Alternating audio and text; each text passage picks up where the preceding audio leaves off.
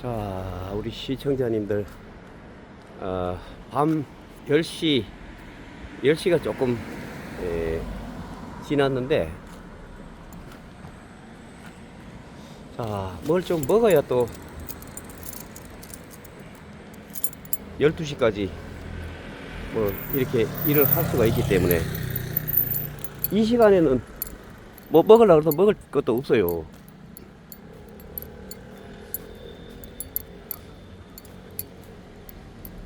도깨비 단골집에 국수 가게만이 지금 뭔가를 먹을 수가 있습니다. 지금.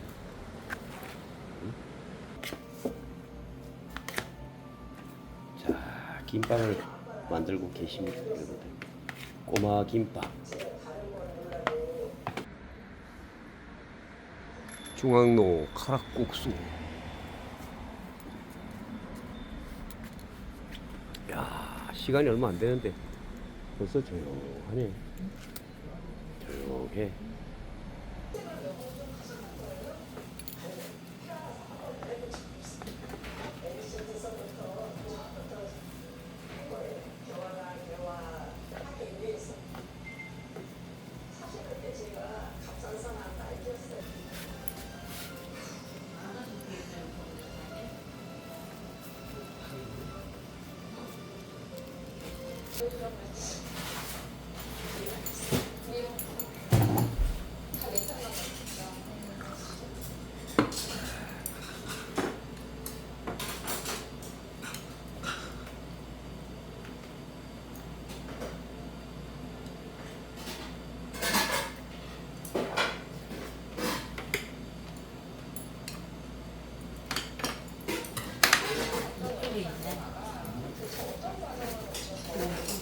여기잖아, 여기.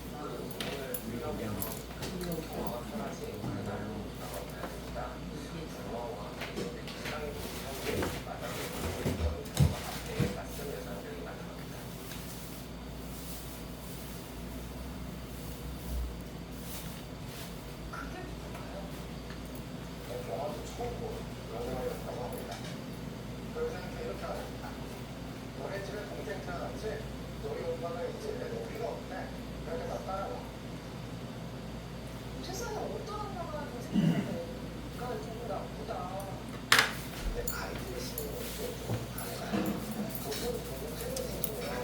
첫째들은 부모의 사랑을 뺏길까봐 본능적으로 불안과 질투를 느끼게 됩니다. 이 경우는 아이의 그 예민한 심리를 아주 극복하게 됩니다. 경험이 그 여자들에 따라서 기차적으로 보이고요. 굉장히 기차를 올라탑니다. 그런데 기차에서 깜빡 잠이 드는데요. 한참 뒤에 뛰어다 보니까 여자는 문제가 되었고 그 자리에서 경험한다고 해요. 기차는 제천역에 도착을 했고요. 경험한 사람들 따라 밖으로 나왔습니다. 그때 경험에 가장 먼저 보인 분은 바로 경찰서였어요. 역시 똑똑하네. 경찰서에 들어간 경화는 엄마를 찾아가려고 항의에 나옵니다. 그리고 잠시 후 경찰은 경화를 집두차에 태워서 어디론가 데려가는 거예요. 엄마는 있는 집으로 데려가죠. 그렇죠? 경화가 앞에는 될 데가 없고, 위에도 돼야 돼. 대천에 뭐하고 뭐하는 거예요? 경화는 그날 경찰에게 분명히 자신의 나이를 정확히 여기다 대야 돼. 말해서 있다. 아빠가 시운전이라는 것이고 집에 할머니 댁이 있고 내가 사는 집의 모양이 이렇다. 분명히 말할 수 있었던 기억이거든요. 하지만 경화의 집을 찾아주려는 어른들은 한 명도 없었습니다. 경찰은 나를 찾아주는 게 의무인데 그냥 혼자 하지 뭐. 게다가 어머니도 바로 실종신고를 하셨었잖아요. 앞으로 너무 어이가 없는 아침에 짓을 이게 뭐 도착한 친구 경화의 사진입니다.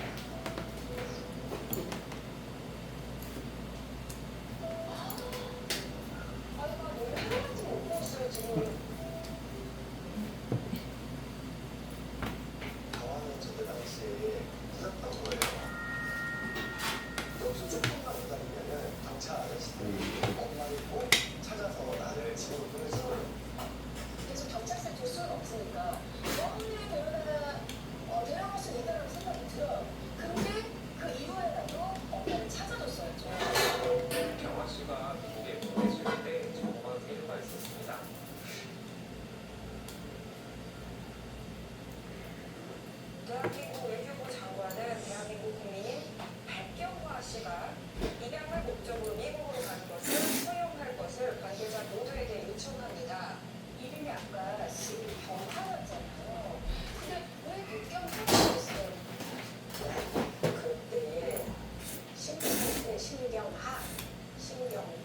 신경아 이렇게 비슷한 이름 세 개를 듣는 거 애를 낳는데 성을 백씨로 바꿔버리니 사람들이 없더라고요.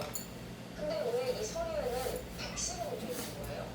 당시 경화가 보내진 제천의 고아원의 요즘에 숫자는 원장이 많아. 파이브라는 이름을 적을 수 있으신다면 아, 그래요? 그래서 고아원에 있던 아이들은 모두 백씨가 되고 고아원적이 만들어진 한국이만 보이고 생각에 가는데요. 갑자기 그 성을 원상은 주소니까 서울 왕복으로 합정동 아 이렇게 하고 있었는데 다시 14라고 적혀있죠. 공항에 제천에 있는데 왜 답정동을 주소로 돼 있어요? 이것이 바로 그 가정을 필요로 하는 아동들에게 보금자리를 찾아주는 한 입양기관의 주소지였습니다. 왜 입양 기관이 병원 주소죠? 그리고 왜 애초에 입양 후보가 된 거죠? 그렇게 대신 해변이 있네. 문서를 보면 입양을 한 그러네. 이유가 아, 네. 어떤 돼 있네요. 수정 후보하고 실탄 기간 내에는 비일비재하게도 일어났던 일입니다. 당시 해입양을 주도했던 일반 입양기관들이 아이를 해외로 보낼 때마다 양부모로부터에게 입양 수수료를 받았습니다. 75년 당시 우리나라 1인당 GDP가 617달러였는데 당시 아이 한 명당 관련 수수료가 최소 1,450달러가 넘었습니다. 그래서 아이 한 명을 입양 보내면 한국인 한 사람이 1년 동안 내내 버는 돈의 2배가 넘는 돈의 수수료를 받았던 겁니다. 돈 때문에 멀쩡히 부모가 있고 반나절인 부모가 찾고 있는데 그 아이를 어려진 아이라고 조작을 해서 해외로 팔아 넘긴다고요 한마디로. 당시 시스템은 입양 기관장의 동의가 있으면 아이를 해외로 보낼 수 있었습니다. 결국 김아 씨는 길을 잃고 헤맨 지 단 2달 만에 가짜 고아가 됐고 9달 만에 미국으로 입양이 됐죠.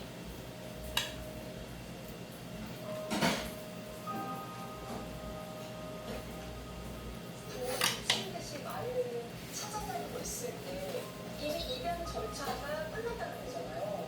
게다가 이 아이는 말도 안 통하는 이국 땅에 가서 처음 보는 어른들이랑 함께 생활을 해야 되는 건데 천만다행히도 미국에 있는 이 아는 부모님들이 다 좋은 분이셨다는데요. 그런데 항상 어린 경아의 마음속에는 그 고향집에 대한 그리움과 다시 돌아갈 곳이라는 게 항상 남아있었던 거죠. 남죠. 경화가 그린 거예요? 집에서 할머니 댁을 가는데 그 사이에 있던 나무아이는 철새까지 매일같이 이 그림을 그렸던 겁니다. 지금은 모르는 것 같아요. 어린 나이 봤기 때문에 기억이 흐려질 텐데 진짜 그죠? 이게 네. 언젠가 엄마와를 다시 만나는 게 기억을 새기고 마음을 새기고 그런 그림입니다. 저 깜짝 놀랐어요. 그 부부의 모습이랑 거의 똑같이 생겼어요. 어린애가 얼마나 집을 보고 싶었으면 그걸 기억해서 그랬을까. 잊지 않으려고 애쓴 그 마음에 너무 안쓰럽고 미안해서 한참을 울었어요.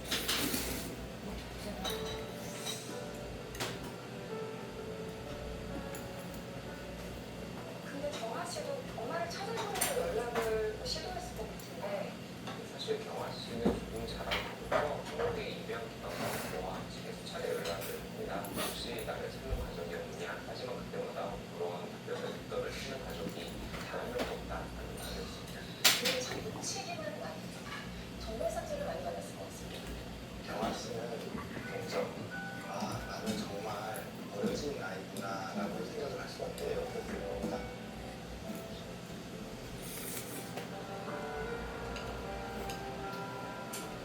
결국 마지막 길을 찾고 부모를 찾는데도 포기를 할 수밖에 없었죠.